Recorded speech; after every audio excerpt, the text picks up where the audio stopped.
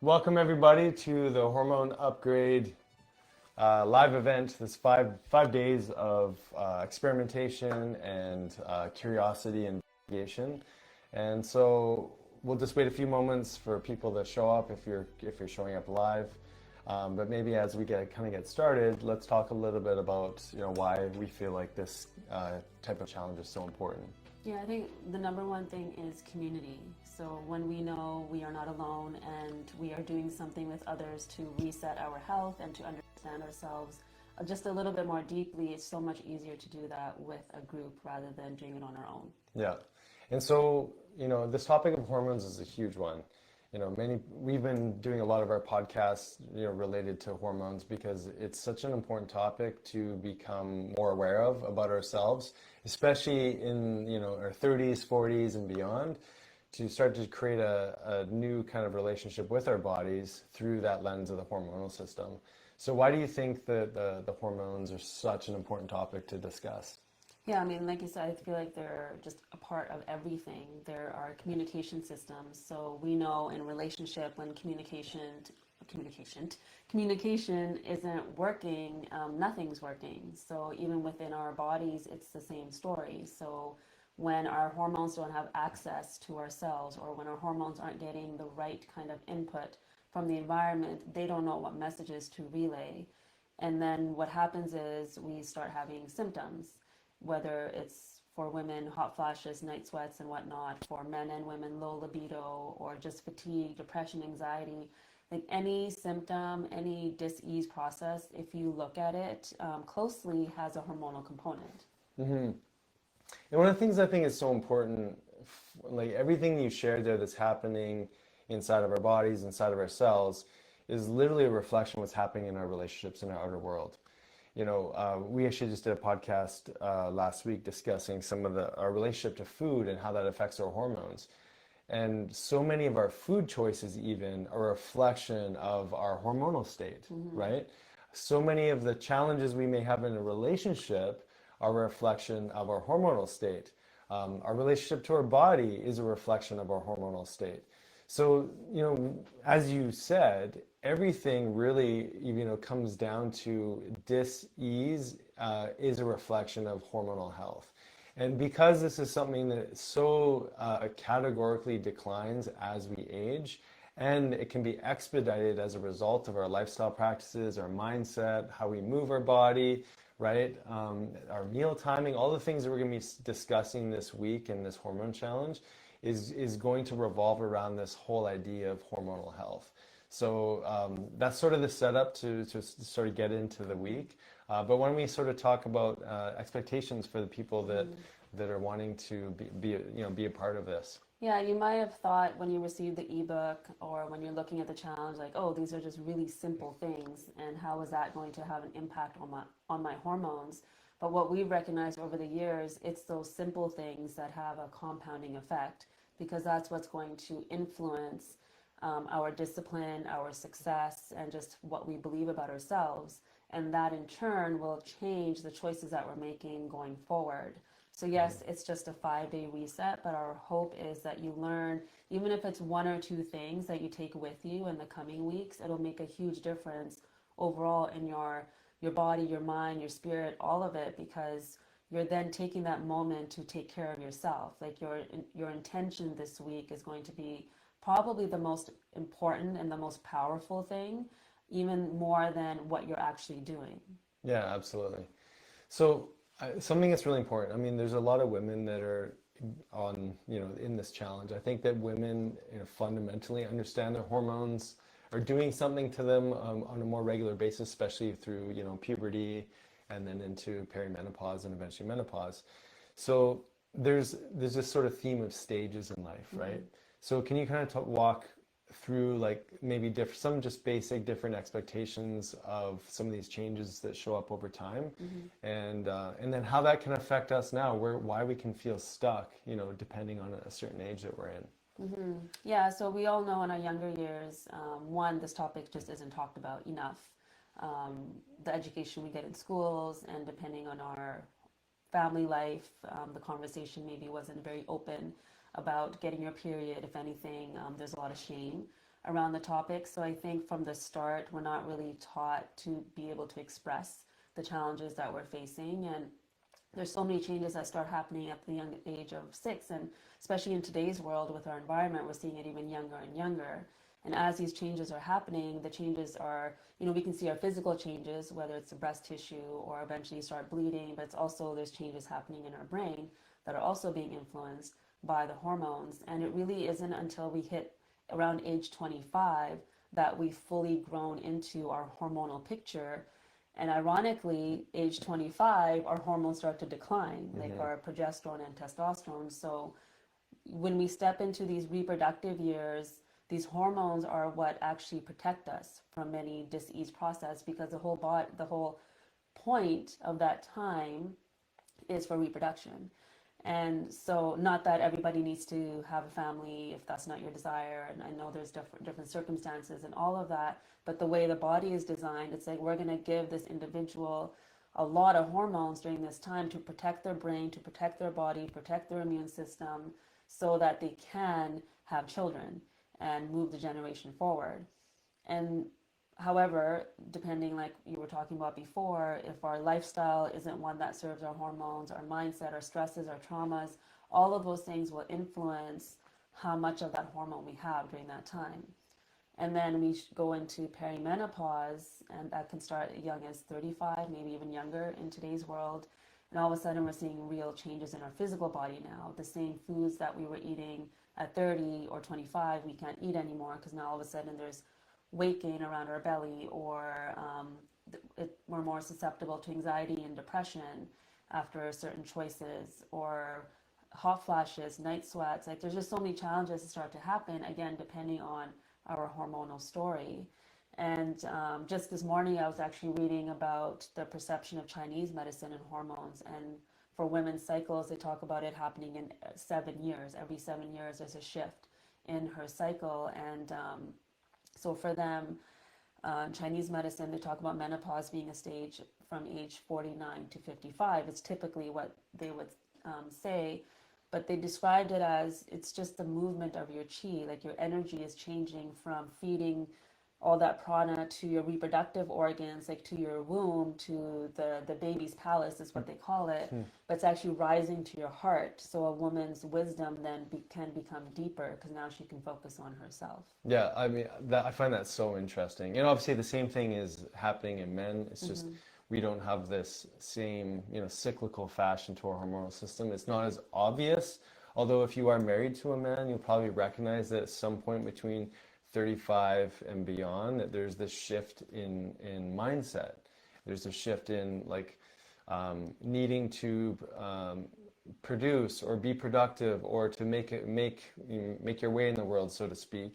And then there can be this disentanglement from the partners a little bit, because so much of the focus has become, let's say if it's a family with kids, so much of the focus from the woman's perspective has been on the kids, and obviously the father too, but the father's still trying to find his role in the family, and so that so much of that focus becomes self-centered, sort of, and self-focused, and a lot of reflecting for us as men as we move into this stage, and then really finding our identity, not as fathers, not even as husbands, but like who we are as a man, getting to experience all that vitality and encouragement. Really, like I think of like that role as a father is really being encouraging. So when a man starts to try to find himself in that andropause, as that testosterone declines, when that encouragement declines, when that connection with the partner starts to decline, or the relationship to the kids changes because they're growing older, the man really has to start to redefine who he is and how he plays that role within the family unit and how he shows up for himself.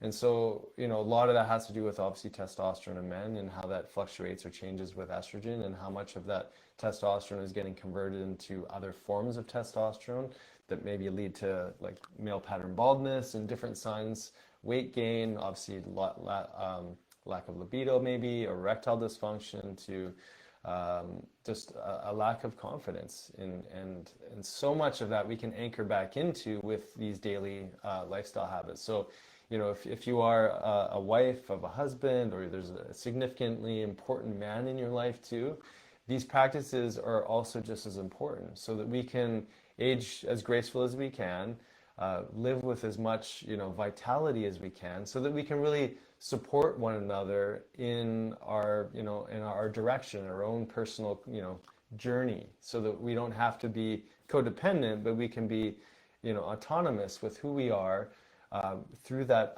healthy relationship with our hormones.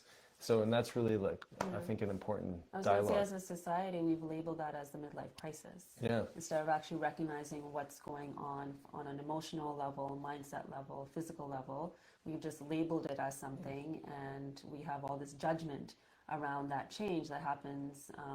And I think the more we understand what's happening on that physical level and also the mental, emotional, the easier it is to support each other when we're moving through it. Yeah, and like, most of us recognize that at some point we change the relationship that we have with our body, because we're feeling more self-conscious. Maybe the things that worked in the past no longer work. Maybe we're feeling a little more fatigued, more aches and pains. Weight loss is a little more difficult. So those things that did work before are now, we really have to face them. And this is why we love having conversations like this with younger people, so that hopefully they read the signs of what their body's telling them early enough, so that they don't have to, maybe work as hard, or maybe just put that discipline in early, so that it doesn't feel like such an uphill climb once they're in this sort of new phase of hormonal change, right? Mm-hmm. Yeah, so today's topic is really anchored into mindset. So we talked about the 4M method in our ebook, and the number one thing we wanted to really touch on today is mindset, because like I said before, your intention and the mindset that you show up with in this challenge is going to dictate your level of success, and even what that means. I think it'd be important for all of us to define, what does success look like at the end of this? Is success just being able to move through it, and that's good enough? Or is success seeing a change physically in your body because you're shifting the way you're eating or the way you're moving? So really taking some time today to maybe write out, like, what is it that you're desiring, and what does success actually look like to you? Mm-hmm. Yeah, that's super important. If some of you have done our programs before, we often start with mindset, because really, it sets the tone for everything, as most of you would, I'm sure would agree with that. So what are some core, reasons or concepts behind, creating a healthy mindset? Like, why is this such a strong anchor, Yeah, so if you look at it just purely physically first, when there is judgment in our minds, or there's fear, or there's just that level of rush and stress and all of that, it's going to impact our nervous system, which is going to inform our hormones. So when we're in a state of high cortisol, which is that stress hormone, it's really hard, for example, our progesterone for women to shine, and progesterone is our anti-anxiety hormone. So what that does then, it makes it hard to make good decisions. If we're in that anxious state all the time, one, we're not going to be digesting our food. We're not utilizing the hormone like we could for healing or as an anti-inflammatory component. Like, there's so many things that just being in that level of judgment, fear, and stress that will impact the physical body, which makes it easier for dis-ease to come in. Yeah, absolutely. And what you're speaking to there is I think, something that we talk often about, is that there's a state change and then there's a trait, right? And so a state change really is a shift in our hormonal expression, which is a reflection of the choices that we make and the actions that we, are consistent with or not. And so that state change is volatile. It's always, it's always changing. So we can change our state through, breathing, through movement, through, making different food choices, to, pausing, as you like to say, pausing before we maybe react to our partner. And so a really simple state change that we found to be super effective is the OM formula, right? So do you want to describe that? No, go ahead, it's yours. Okay, so it's mine. So observation versus meaning. Tony Robbins talks about we all make three choices before we essentially make an action. So the first is what are we thinking about a certain situation? This is good. This is bad. you know, I hate it when it's rainy outside, and therefore now I've created meaning around the weather. Oh, every time it's rainy, I'm going to be in a bad mood, and so my action. So the third piece is the action. My action is really like I'm just going to stay inside because forget that it's rainy outside. You know, I'm done. So our entire physiological reaction came from our mindset, came from our perception, right? So in this observation versus meaning, the first thing we can do is just label something as it is. The weather, it's rainy outside. I don't have to wrap a story around it. My partner, she really she sniffles every morning when she wakes up. God, that's annoying. Or I could just say, you know what? Sensitive to dust. She sniffles in the morning. End of story, right? I don't have to create meaning around that. You know, it's a fun little challenge actually, because when we actually, you know, sit with this, because the first step of the OM formula is really to pause. What am I observing right now? And then the meaning, can we suspend the meaning that we're giving it? And if we were to do this on a much more regular basis, we'd find that we were just anchoring ourselves more into a present state. Obviously, Eckhart Tolle talks a ton about presence. We find that this is a really powerful tool to just get us into that state of presence, because we're actually pausing, we're actually observing, and then we're suspending the meaning, right? So instead of reacting, we will then respond to that moment, and responding in a way where it's just about that moment and not bringing in all the previous moments and that story and wrapping ourselves around that story into that moment that's happening. And how hard is this in relationship? For sure. Super hard, Yeah. right? Because there's, like you said, there's so much story there. You know, how many mornings in a row do we have to hear the sniffles, right? Why are we stuck on the sniffles? I'm just coming up with an example. But it's like the moment doesn't just come with the moment for most of us. It comes with this entire history, and maybe it reminds us of like our brother or sister when we were kids, like making noise when we were trying to sleep. You know, and I think that like that's another observation. Wow, like I'm feeling really like insulted by the sniffling. And here I get to be in this moment where I get to really observe, where is this story coming from? Yes. Okay, enough about the sniffles. Yeah. What was the other piece? Putting towels on doorways. There's so many things. So many things. Yeah, spraying water on the mirror. Yeah. Yeah. After it's cleaned. After one has cleaned it. Right. Yeah. So these are some of So our many examples we could go to. observations of each So other. many observations. Yeah, so that pause moment, and a lot of you have been, again, in our other programs, so know that we talk about that pause a lot, because that's where the freedom is. And that allows us to question. So I find anchoring into questions during that time is really helpful. So asking yourself, instead of just thinking about it, maybe even saying out loud, where is this coming from? Like, is this reaction or this emotion or this feeling that I'm having internally right now about this moment, or is it being fed by a previous experience or a prejudgment or whatever it could be, or an assumption? So that in itself creates a pause for you if you haven't been in the practice of just pausing. Yeah. And so all of that sort of wraps around this idea of state change and hormonal change. So literally our hormones are constantly in flux, they're constantly, you know, mobilizing as a response to our physiological state. Is it cold outside? Our hormones are going to respond. Are we having a cold shower? Our hormones are going to respond. We're eating high glucose or high carbohydrate or unhealthy processed foods, our hormones are going to respond. So hormones are an adaptation, just like they're just as powerful when we're thinking about things and creating a mindset and a meaning around things that are causing disruption. Mm-hmm. So that would lead us to that third piece, right, on the mindset, which is a gratitude. Mm-hmm. Yeah, so the gratitude practice, again, it might feel like, oh, this is so simple, everybody talks about this, but it actually physically changes how your hormones are functioning when you step into gratitude.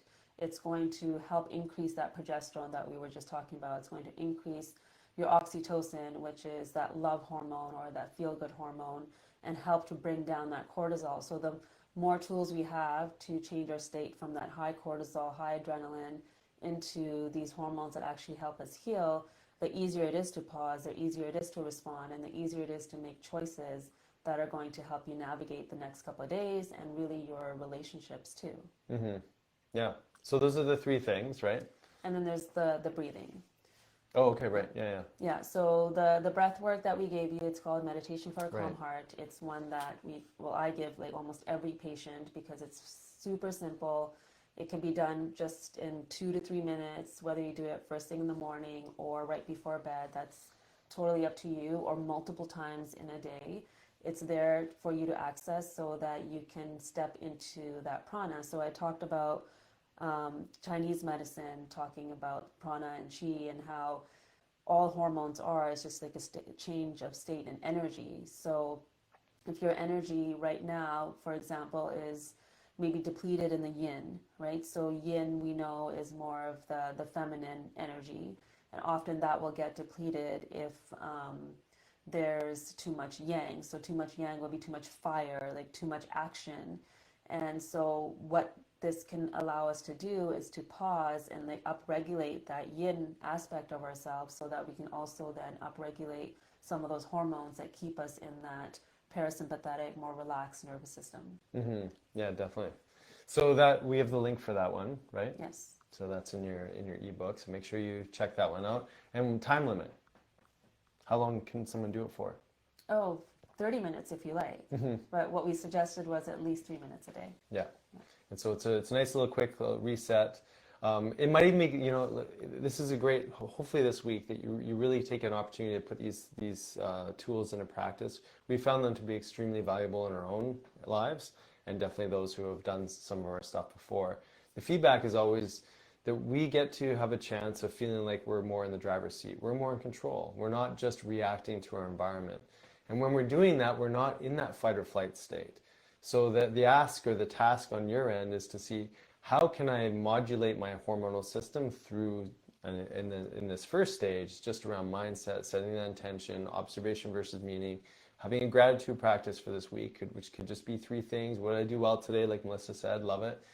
And then ultimately give this meditation experience a try. Because what if in this week you could find just a little bit of stillness, a little bit of ease, and a little bit of that state of that pause, so that you can make different decisions. I know one thing that I like to do in our relationship when there's some tension is I like to bring in play. It's just a changing a dynamic of the situation, and so that works well for me. I don't know if that works well for you, but I'm not as concerned about how she's feeling. If my state has changed, I know it's going to be disruptive for her. But if I can bring in some play, I know that I will change my state, and hopefully that will rub off on her, but it may not. And so, how can we also in this experience just not be so attached to the outcome, right? I have no control over what this amazing human is going to do or how she's going to respond to me, but I can definitely take ownership over how I change my state. And so maybe on a given day, my play doesn't work for her, and that's okay too, right? Yeah. Would you say anything about that? Like, what's something that you find that is a good way to? Because you do that with humor with me a lot. I do. Yeah, and even with myself. So I was just gonna say it's equally important to do that with your inner critic as well. Right. So maybe even just so my family connects to one another by making fun of each other. I know it's not healthy, but it's something that we do. And I was finding myself doing that to myself and my inner critic. Like if it would, that voice would say something, I would say something back that wasn't probably super nice, but just to like turn it off for that moment, but just playing with it, like, oh my gosh, I did it again. Or like if I reacted to something, like, oh, here I go again, being irritable or whatever. So I do think if we can just bring in that play, it just makes it so much easier. Yeah, and it's a total change in the state, right? Yeah, so we're going to be with you guys this entire 5-day experience. You've got the ebook. Make sure you keep active on the group here, because the things that you're challenged with are going to be things that other people are challenged with. The questions you have are definitely going to be questions that we have, that others have. We've learned so much from the people that we get to work with and connect with. And it's really, really helped us understand one another more, because we sometimes think, I'm sure you do too, that you live inside of a bubble. Like what happens here in this world is just so different. It's so unique. It's so not what anyone else is experiencing. And in fact, it is so much that everyone is experiencing some version of something similar. And so the more we can share on these topics, I think, you know, I mean, I just look forward to the impact that it has in your life in these next 5 days. Yeah, and some logistical things. Many of you have asked for recipes, so Melissa will be sending out some sample recipes for the sample menu. So that sample menu was just to kind of give you an idea of what a day could look like. So you're welcome to put in other substitutions, so it doesn't have to be fish, it could be chicken. But what we do ask is like clean and like quality, just really focusing on quality, especially in terms of foods with hormones, right? So if you're eating meats, making sure they're hormone free, they're grass fed, all those things, just really making sure we're eating nice and clean. And the reason why we chose to do the grains in the afternoon, if you even choose to do grains this week, is that our digestive fire is highest in those hours, in that afternoon hours. So that is when we can have the heavier meals. So we want the lighter meals in the morning and also in the evenings.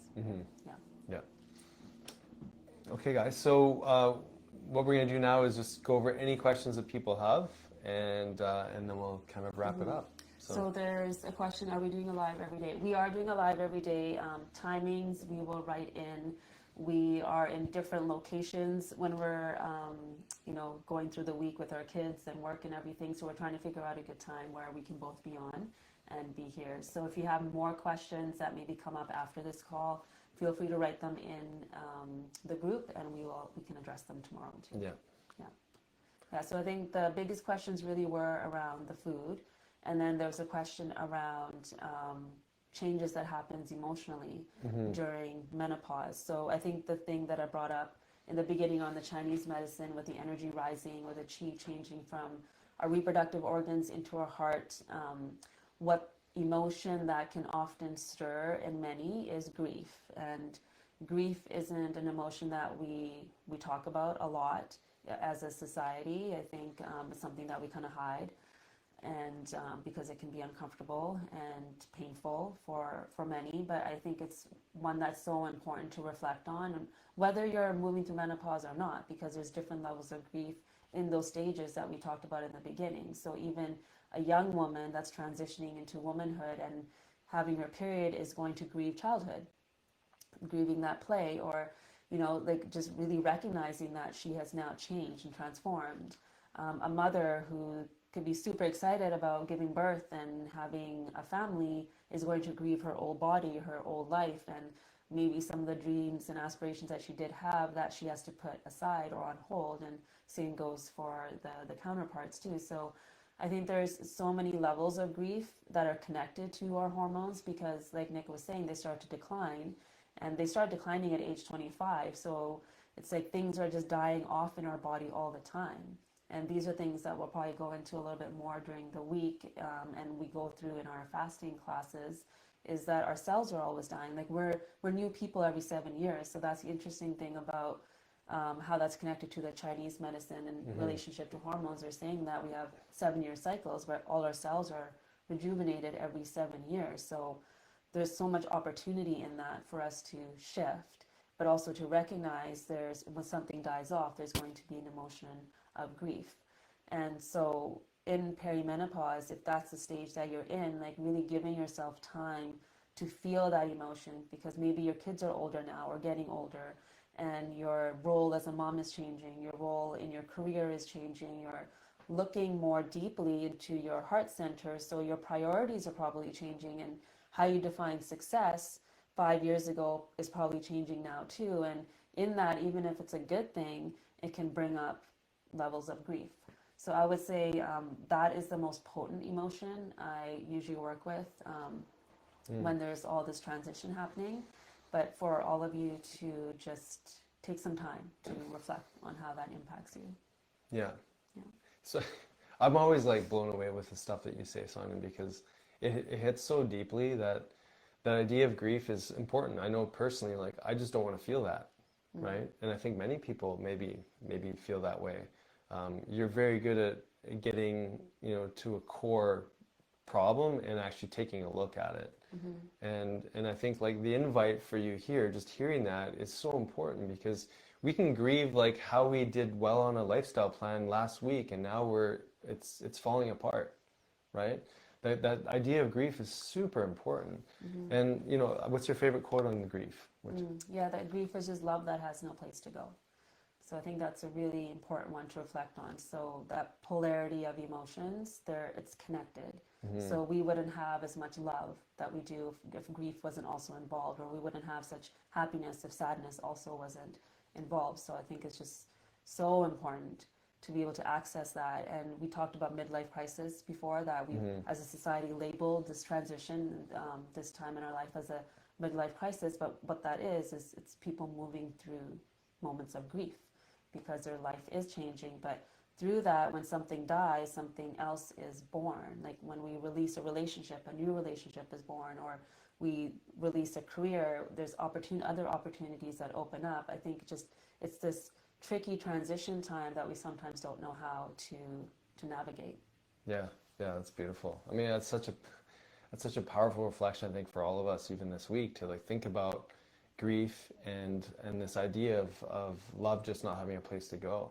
Because if we took that into this practice for ourselves in this week, we could really see this maybe even giving up snacks is a bit of a grief process.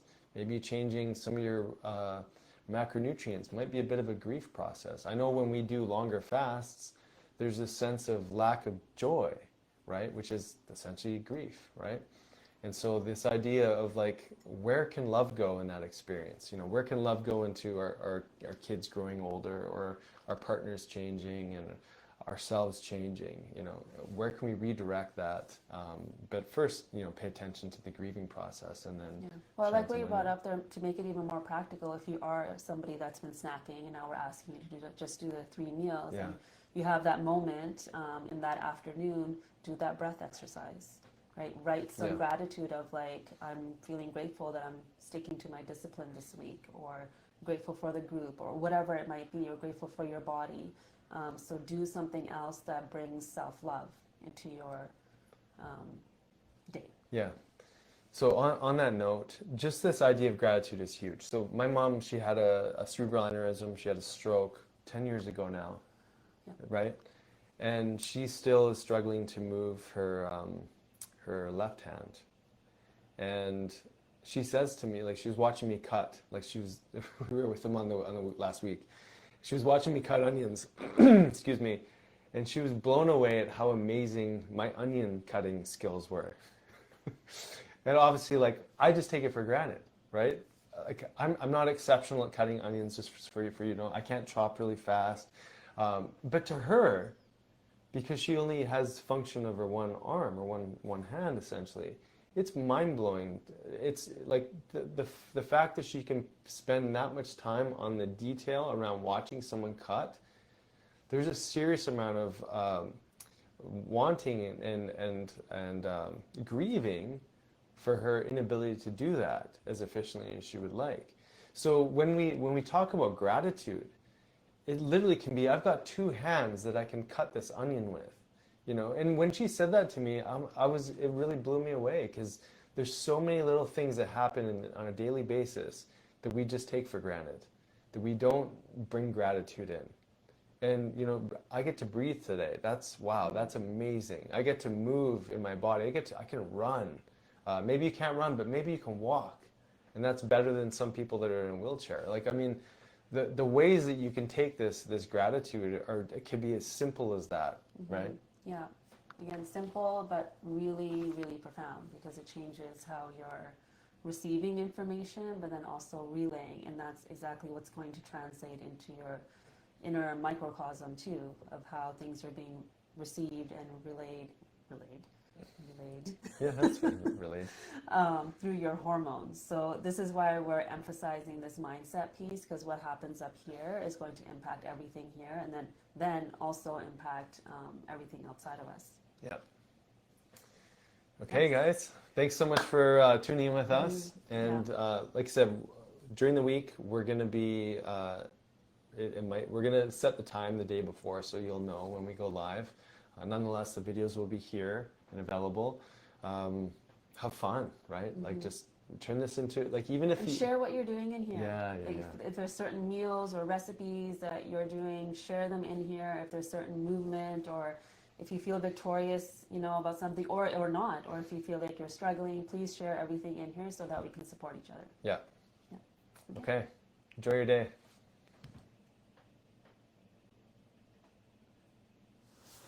So you may have been following us for a little while, or maybe you're brand new to our channel. Either way, we want you to have the opportunity to really deepen your experience of what you're learning. Either you worked with us virtually, you've done some of our courses, but we want to give you the opportunity to be in the fold of our community, to be with us more regularly, and that's the Health Ignited Club. Yeah, community is so important to us, and we learn so much from each other. And I think getting together when we do once a month, it just invites us to ask more questions about ourselves, about our journey, about our health. So we would love for all of you to join us there. Yeah, and so much of our health plans are really dictated around life. Life is crazy, life is challenging. It's easy to fall off the wagon, so to speak. We've got a touch point each month, and we've got resources for you in the membership portal. There's so much to keep you in the momentum and the motivation of really making everything that you're learning into a lifestyle practice. It's all about accountability and support. Yeah, so join us there at Health Ignited Club.